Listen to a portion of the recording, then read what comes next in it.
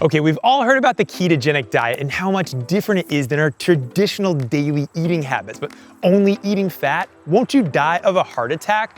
But you might or you might not know that the ketone has been described by many as the fourth macronutrient: fat, carbohydrate, protein, and yes, ketones. Now, our body naturally makes ketones from our liver when there isn't enough sugar on board. It burns fat and it produces ketones instead. Now, as cyclists, we're trained to carb up: rice, pasta, pastries. Everything is fair game when you're riding hard. But what happens to your power, sleep, endurance, body weight when you switch out those high carb foods for fats like bacon, avocados, coconuts, butter? Welcome to High Carb versus Keto.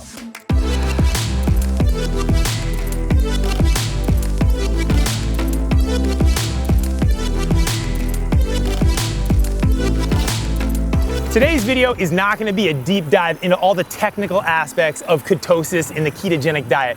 My good friend Oliver Bridgewood actually already did that video here on GCN, and he did it really well. Today's video is going to be more of what happened to me when I went from 500 grams of carbohydrates doing super hard intervals, 5 and 20 minutes, and then what happened when I went to super low carb, completely ketogenic state, 5, 20-minute efforts, and basically my entire journey over the last couple of weeks of the good, the bad, and the ugly.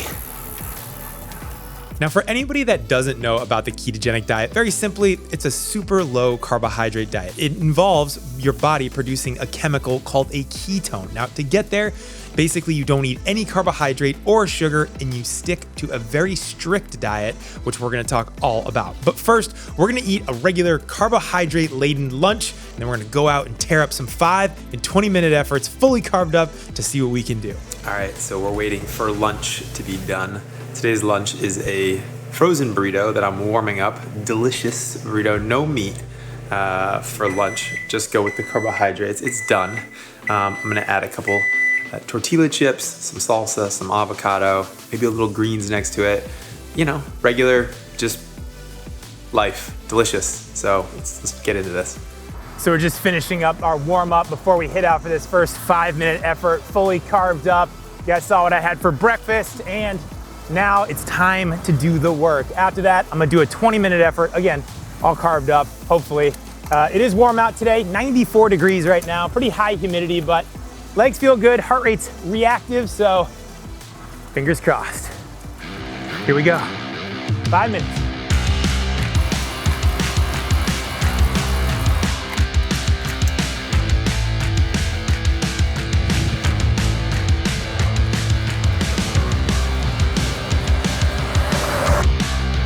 Thirty seconds. 3, 2, 407. Is it me or does it smell like bacon? Whew. So that was a good 5-minute rip. We got now coming up this big 20-minuter right here in town. Same time that I used for the FTP test, 7 FTP tests in a row. All right, guys, 20 minutes. Let's go.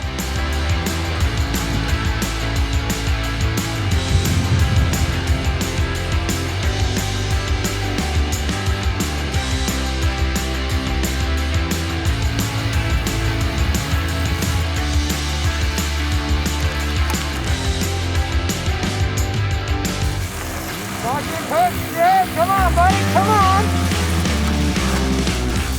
Oh my gosh. It was painful, that 20 minutes. I just had nothing. I think it was just the heat and everything. I was totally empty at the end of that. So best I could do on the day. Let's see what happens when we do it in keto life. Low carb and loving it. This is the first breakfast that we've got here. Avocado with a little bit of olive oil, salt, pepper, some eggs, scrambled eggs, and bacon. I'm definitely hungry. All right, so update, first day of low carb, and you guys saw breakfast. That was eggs, avocados, bacon, super easy, but now I'm going for lunch. I've had just a little bit of apple, but my goal today isn't to go fully ketogenic, to go under what I would consider to be ketogenic, being like less than probably 40 grams of carbohydrates for me. I'm gonna shoot more for like 100, 150 today. It's not a ton of carbohydrate, and it's going to be a significant change from what I normally do, but I'm prepping lunch right now, and I just don't want to go through the whole, people talk about the keto flu, where if you go completely no carbohydrate on the first day, boom, like that, you don't feel great. At least the last time that I tried doing this, I really didn't. So today I've got here, can show you guys, I've just got some stuff kind of made up here, which is gonna be some spinach that I'm gonna cook down, one little tortilla, I'm gonna put some cheese on there, and then I'm gonna have a little bit of apple and a bunch of other fats to go on top of it. So probably some more avocado and some other stuff as well. So, all right, GCN crew, let's see what we weigh in at today. I was about 159 when I started this, so let's see what she says here. 154. So I've lost over 5 pounds of water weight since I started doing this. We're getting pretty close to keto life. So basically, first thing when I wake up, fasted ride. This should get the ketone bodies moving, and I should be feeling like pretty good by the end of this, especially if I don't eat anything and my body, everything goes to plan. Fingers crossed that I blow into full-blown ketosis today after about 5 days of trying now. All right, so I've just gone over the first couple of climbs to get out on my ride, and the legs, they don't feel great on zero carbohydrates. Started my day out, fasted, did a couple work emails and meetings, and now I'm on the bike to ride for, I think, about 90 minutes or so, just to try to get into a fully ketogenic state today.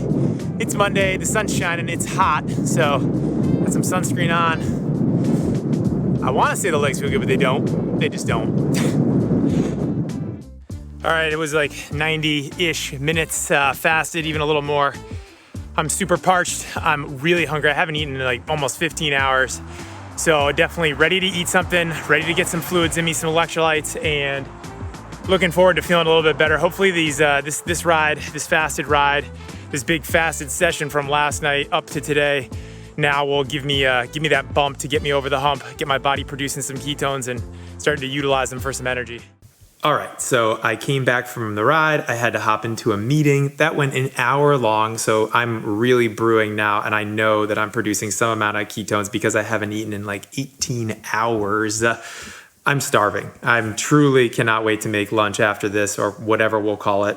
But I have this ketone meter here. It checks both glucose and ketones. So I'm gonna do this now. I'm gonna prick my finger, get a little sample of blood. I'll put it on one of these little sticks, and it will give me a number, and then we'll know where we're at.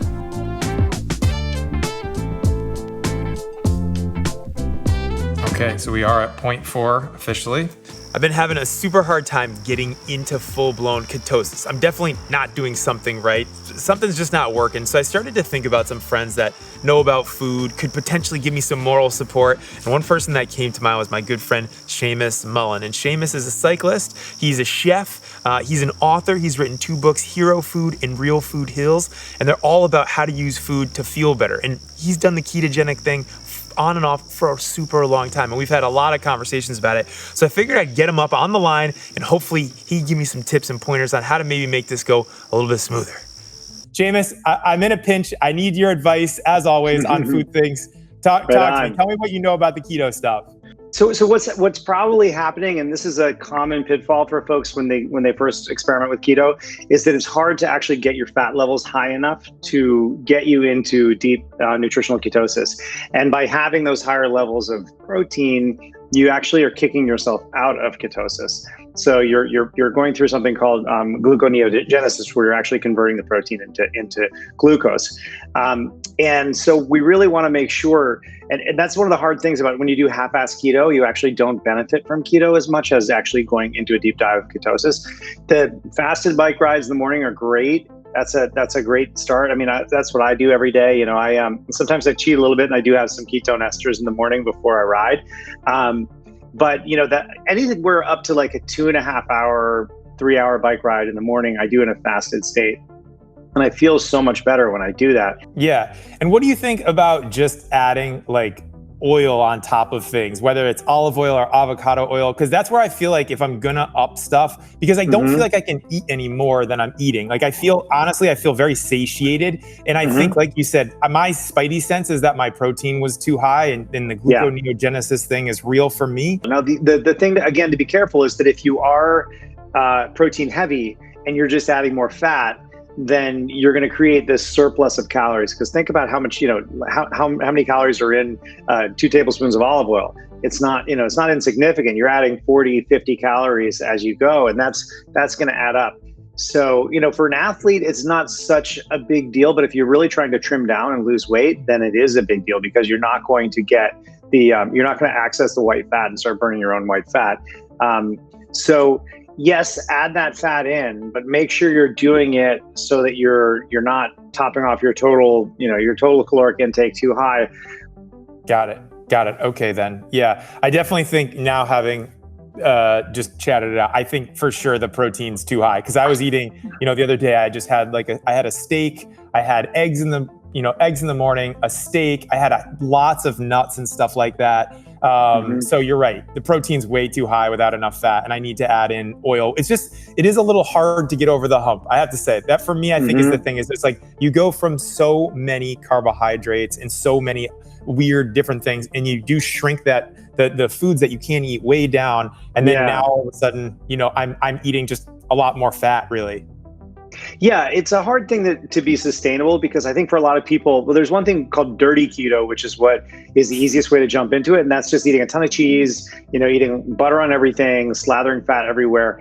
And it's not really, keto isn't carte blanche to just eat bad fat. The quality of the fat is really, really important, particularly when you're looking at animal protein. So if you're looking at animal fats and proteins, you want to make sure they're coming from really, really good sources. There's a big difference between eating grass-fed beef and eating conventional grain-fed beef, and that's going to affect actually how your body processes the fats. How do you feel though when you do get those moments of dipping into ketosis? Do you feel a little different on the bike? What is your performance like? I honestly feel awesome. I do. I feel super energetic. I feel almost like really sprightly and excited to go about my day. And I feel like a great boost of what feels like serotonin. You know what I mean? Like it feels like my brain is just really firing on all cylinders, and I can conquer seemingly anything. And I never am frustrated. I never am like looking for a word to find. I really do enjoy when I get those little moments. And I've been checking my ketones on a little meter that I have here, just to see what they come in at. And I've been as high as close to 1, which it does obviously is not full blown, but even when I'm close to 1, I feel like, wow, this is awesome. So I've had moments, but I keep kicking myself out. When I wake up, I'm not in. It's when I come back from my ride and after. So it's very clearly my hump. I'm almost certain now is the protein, and I'm not doing the dirty stuff. I think the fats that I'm choosing are, unfortunately they're too high quality, right? Like I'm going for more protein than I am fat. And so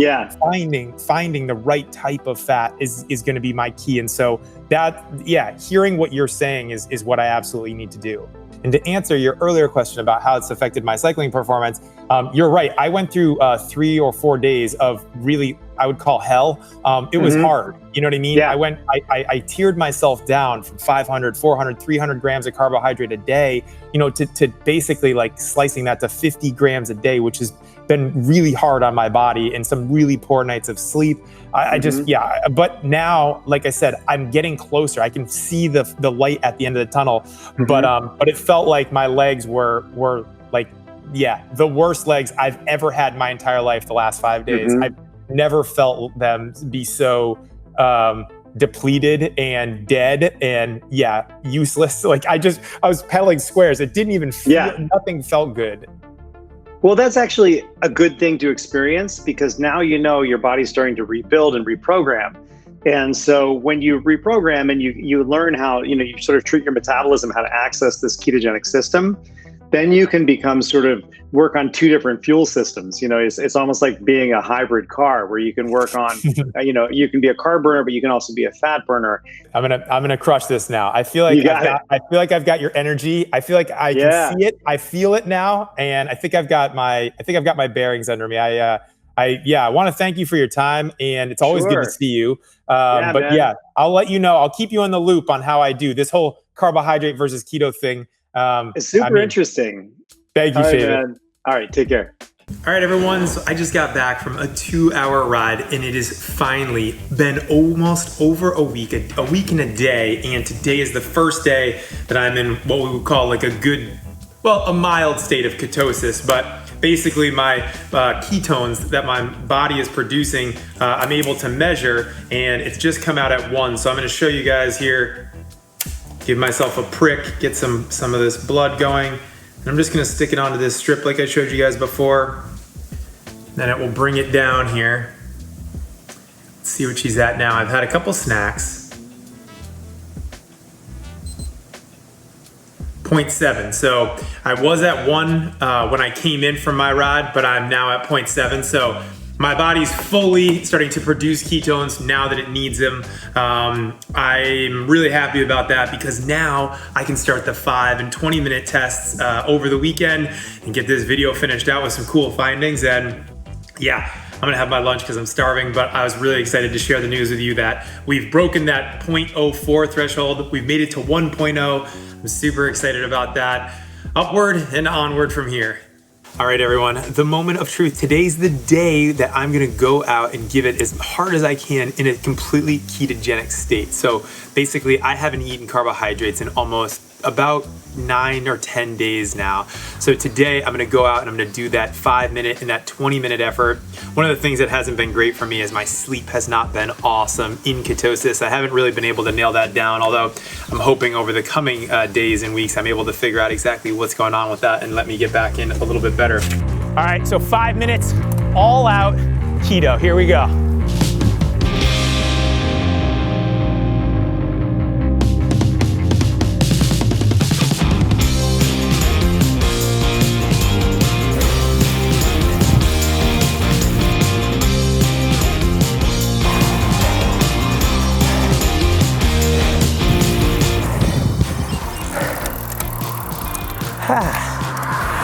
All right, here we go, 20 minutes, all out to the top. Let's see what we can do. Keto, here we go.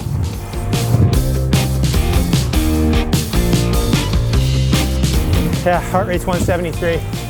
We're about 8 minutes in.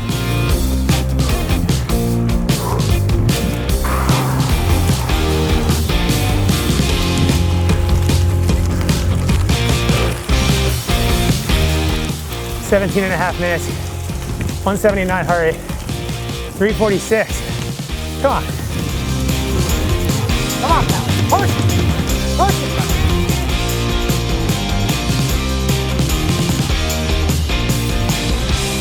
Wow, that was crazy, you know? That was crazy. Like, so the weird thing is that my heart rate's already back at 110, you know, only a minute later.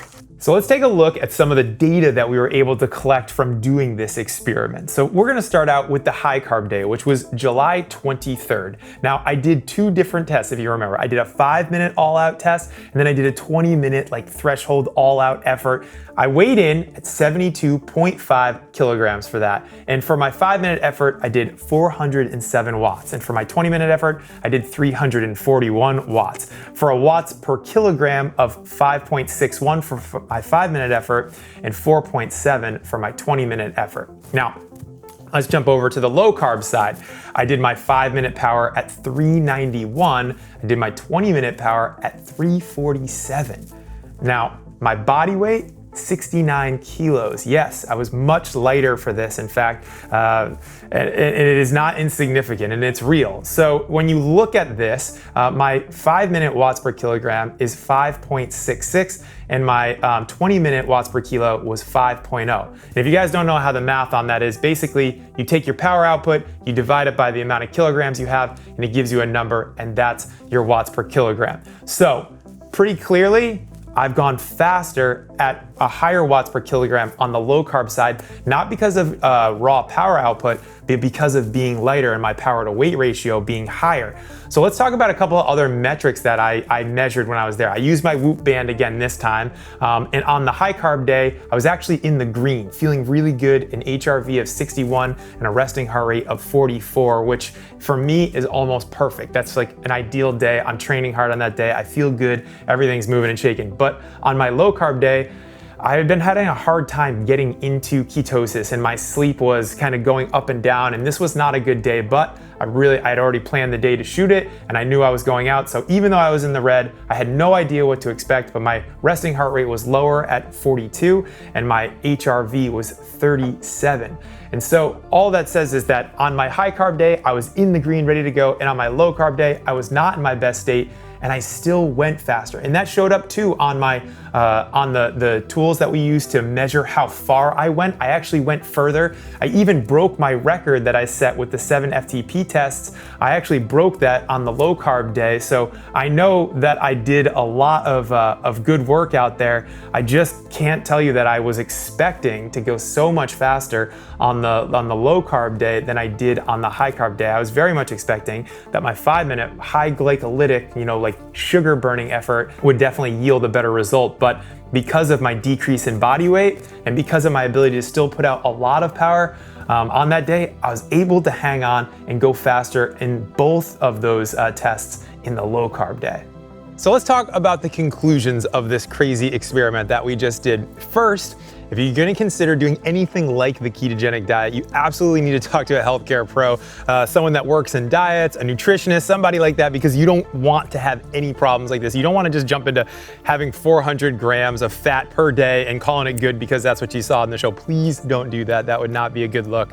But let's talk about the high carb stuff. For me, that is always 3 things, right? That's a starch, a veggie, and a protein on my plate. That's how I eat almost through my entire life. That's how my family eats. That's how I know that's what we do here. Now, the low carb side, completely different. It's very restrictive. There's not a lot of foods that you can eat. There's no sugar, no carbohydrate. It's just totally different. And it's a lot of fat. Yes, healthy fats, but it is so far on the other end of the spectrum. For me, it was really fun to be able to do that. But like I said, I think for some people, definitely can get boring. There needs to be a certain amount of creativity in the kitchen to keep it interesting. And again, restrictive. That would be my only negative on that side. Now, the positives, I'm not having any sugar. There's almost no refined carbohydrate or anything like that in my diet. And dare I say that the ketogenic low carb thing could be potentially healthier. I don't know, but I definitely have personally felt like my gut health, which has been something that's been widely talked about as being beneficial on a low carbohydrate diet, has increased and gotten much better. I'm able to eat certain things without any distress and things like that. So that's really great. And then my weight, of course, is down, which countless studies have said that being lighter definitely has better outcomes for longevity and things like that. So definitely some positives there. Personally, just without doing any research, I noticed that I have increased mental clarity, more energy when I wake up. When I come back from a long ride, it doesn't take me as long as to recover. I can jump right into some household activities, and I don't have as much soreness in my body. My knees, my back, things like that have felt a lot better since I've been on a low carb state. So I definitely personally learned a lot. I hope you guys did as well. I hope if you've tried any of these diets, let us know down in the comments what your experience has been, what's worked for you, what hasn't. I'm going to stay in a ketogenic state for another week, and then I'm gonna do a 100-mile ride in ketosis, and then I'm gonna have some more conclusions and another video to follow up on that soon. Let us know down in the comments what you guys thought of all this. Thank you so much for watching, and we'll see you guys next time.